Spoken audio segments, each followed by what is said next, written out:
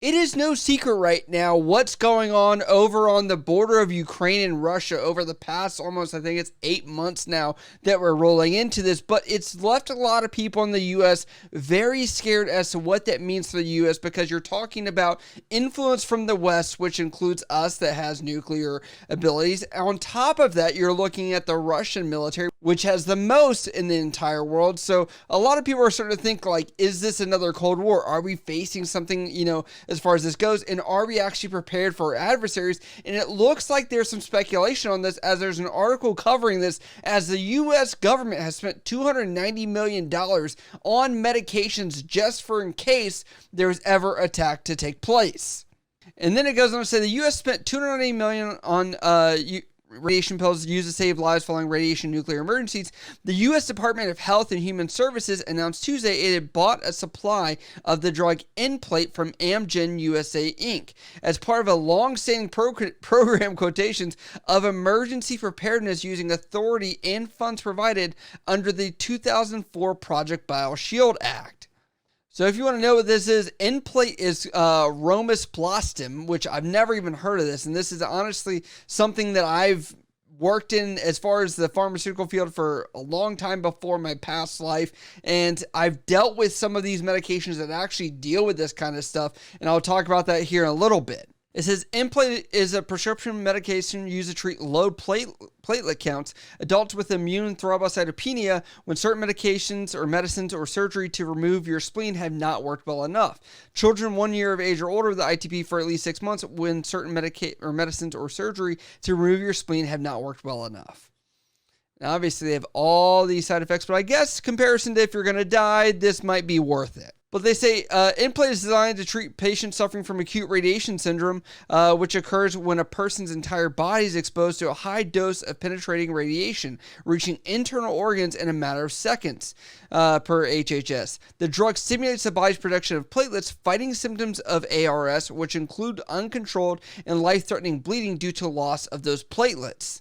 And to not get into the entire science of this, but you need platelets and things to help stop bleeding and the cascading factors that go with that in order to allow you to appropriately stop bleeding can be interrupted, and that's kind of what they're getting at with this. Says declining to confirm to Reuters whether the purchase was linked to escalating rhetoric by Russia, an HHS spokesperson said it was part of an ongoing effort to prepare for a wide range of threats, including chemical, biological, radiological, nuclear, and emerging infectious diseases. If you think this is just like only a response to the Russian crisis that's currently going on over in Ukraine, I'm going to say 290 million drops in the bucket, right? And this could be, to have storage in other places. As we've discussed on this channel before, we've talked about storages that have been placed over Norway that were being revamped as well, and this might be part of that. We don't know where these are going to go. Obviously, we could speculate, but I don't want to go too far into that. But, I would say if you're going to take some of this, I don't know all the literature of how effective it is, if this is actually going to save your life, because I think if you're this close to a blast, you're probably, SOL anyway. But, I guess if these magical tablets will help you out, go for it. But there are other things that they have used as far as chemical biological warfare that they would prepare for as well, and not just this radiation side of it. Says Russian President Vladimir Putin reiterated threats to use nuclear weapons as he announced a partial mobilization of troops in late September. The U.S. repeatedly said that there's no evidence that Russia is planning to use nuclear weapons against Ukraine or its allies, accusing the Putin of, quotations, saber-rattling by CIA Director William Burns. Told CBS News that it was, quotations, very hard to say whether Putin was bluffing about using the weapons. And this kind of stuff has obviously raised a lot of questions, as you've seen, President Zelensky from Ukraine talk about this and coming out asking for preemptive strikes or assistance, because there are worries that this could come into play. And, this is kind of another Cold War era that we're looking at. You have to understand that the military, to be able to scale out these medications on a basis that would be logistically capable, that would be everybody at the ready, being able to take it at the appropriate time to be able to save their lives, get out of the area of radiation. You're asking for a lot of, I would say, things to line up. And I would say, looking at some of the control we had during our pandemic type issues and COVID that people were talking about, you were like, we should trust the government if we're going to have anything crazy happen. But, you saw how that panned out and how the crazy stuff happened, and nobody seemed to really know how to handle it or what was going on. And some of those logistical nightmares that didn't also include being in an active war zone. So if you want to look at this and say, oh, I think this is a sign of this, I'd say maybe yes, but is it the determining factor that yes, we were preparing for a nuclear war with Russia?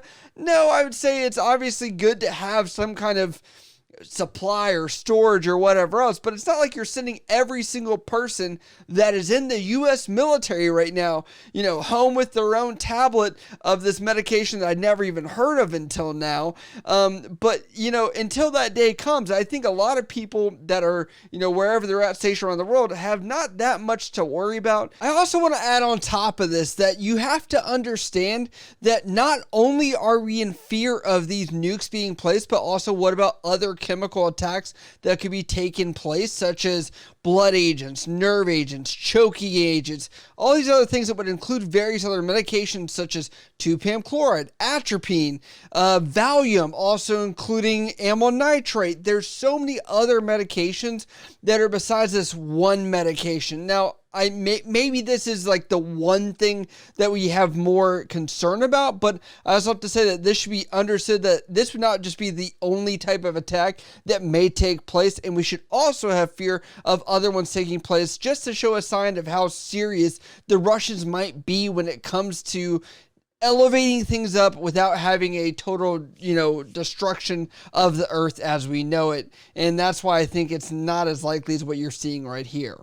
But obviously, on the same token, this could fire off tomorrow. I always tell people that about the military or being in the military, that you never know what's actually going to happen. And so, as much as I want to dismiss it and say, no, I don't want to just fearmonger and say yes, but I think it's always healthy to have a healthy speculation of what you think might be happening in the world. And that's where I get to you guys. What do you guys think about the situation of the U.S. buying these tablets? Do you think it's a sign of that? Or are you thinking that some people, maybe like Business Insider here, are maybe being a little bit overreactive with some of their response to what they found out? Please let me know down in the comments below. If you guys like these topics, other videos I cover, please make sure you hit me up over at Instagram, Snapchat, Twitter, TikTok, or down in the comments below. I love you guys. I'll see you next time.